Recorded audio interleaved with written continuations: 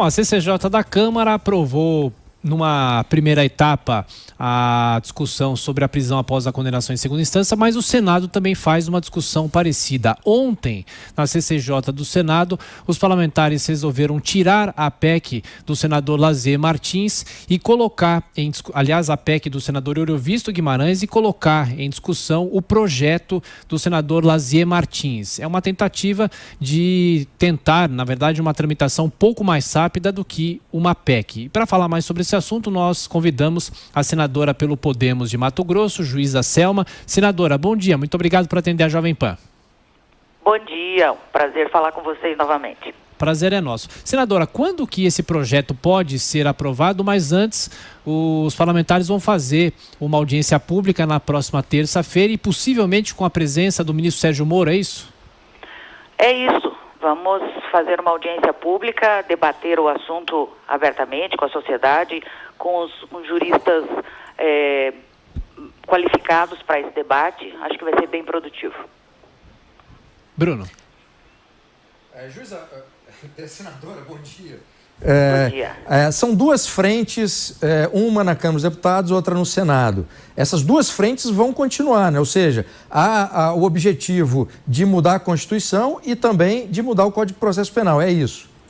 É isso. A nossa iniciativa de impulsionar, nesse momento, esse projeto de lei, não retirou a PEC do trabalho, não retirou a PEC da nossa meta, né? Apenas optamos por esse caminho para termos um caminho mais rápido de dar essa resposta à sociedade. Senadora, agora a senhora chegou a dizer que essa proposta não ataca o princípio de presunção de inocência, que é o que alega, né, os parlamentares contrários. Explica pra gente, em que sentido?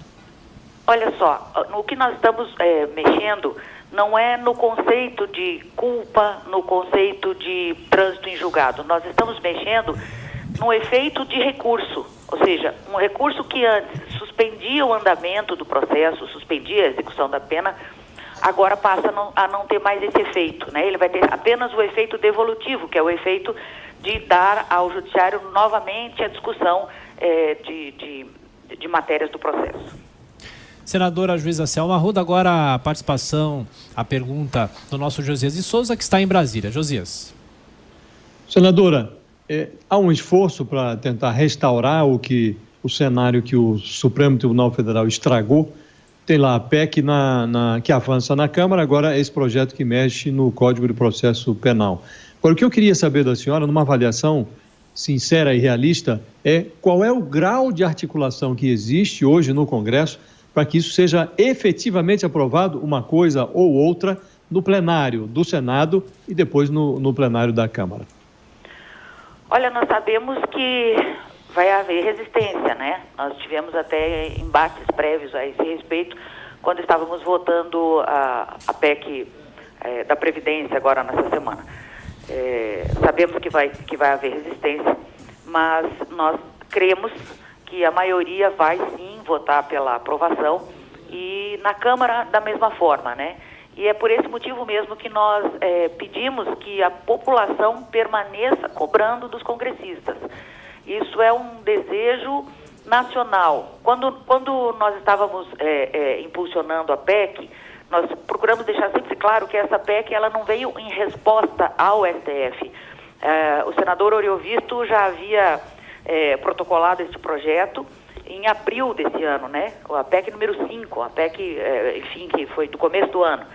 E ficou ali parada porque não depende da gente colocar em pauta essas coisas para votação. Óbvio que agora, com essa atitude do Supremo Tribunal Federal, com a qual nós não concordamos, nós então conseguimos fazer com que ela tivesse esse impulsionamento. Porém, o povo brasileiro está indo às ruas e pedindo isso, né? Existe uma sensação de indignação com essa impunidade que foi gerada pela decisão do Supremo Tribunal Federal.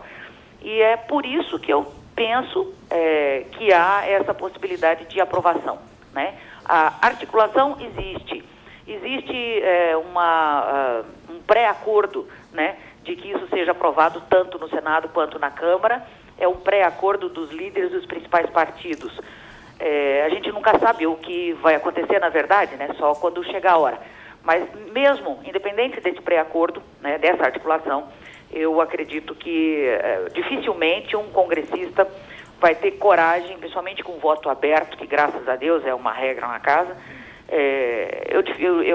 eu duvido que o congressista vá ter coragem de não votar, ou seja, de votar contra seus próprios eleitores.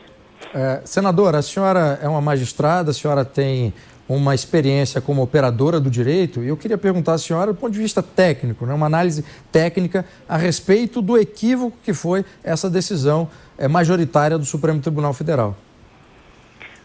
Veja, essa decisão, ela é tão equivocada que ela veio mudando ao longo do tempo, né? Me parece que o assunto foi revisto sem um motivo concreto, né, real, que justificasse essa revisão.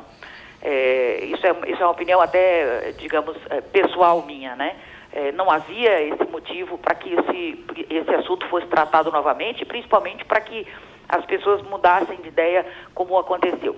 Mas, tecnicamente falando, o que eu vejo é que o artigo 5º da Constituição Federal, quando diz que ninguém será considerado culpado antes do trânsito em julgado da decisão condenatória, ele não quer dizer que ninguém pode ser preso, né?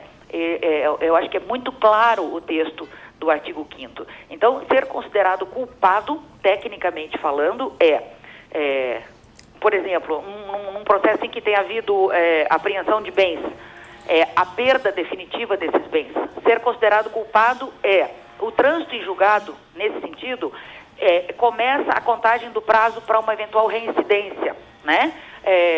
Ou seja, esse culpado tem uma consequência que não é a que eles quiseram dar. Aí que eu vejo o equívoco, né?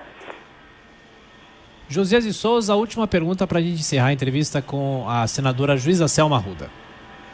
Senadora, o pacote anticrime do ministro Sérgio Moro já incluía essa proposta de alteração da legislação ordinária, não a Constituição, para tratar da prisão na segunda instância. Dizia-se, então, que não resolveria o problema, que era preciso mexer na Constituição. Agora o Senado está optando por mexer no Código de Processo Penal. Qual é o grau de convicção que o Senado tem, que as pessoas que negociam isso têm, de que, mudando o Código de Processo Penal, acaba a discussão, uma vez que a Constituição não será alterada? Você faz uma pergunta difícil para mim, porque eu sou relatora da PEC. E eu, pessoalmente, tenho um grau de convicção de que isso deveria ser mudado mesmo no texto constitucional. Porém, a gente vê que um projeto de lei tem uma tramitação mais rápida, com efeito, né? Tem a possibilidade de ser aprovado ainda esse ano, tá? A PEC não foi arquivada, ela não morreu, não está nem sobrestada, ela só foi tirada da pauta da CCJ, né? Eu espero que ela continue tramitando, mas ela vai ter uma tramitação muito mais longa, a gente sabe disso.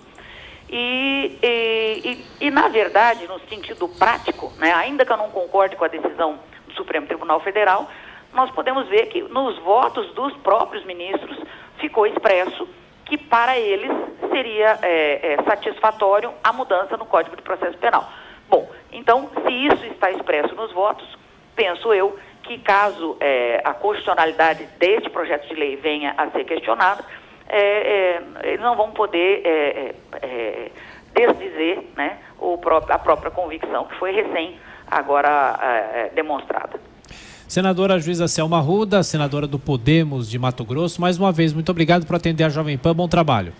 Muito obrigada, uma honra e um prazer falar com vocês, sempre à disposição, bom dia.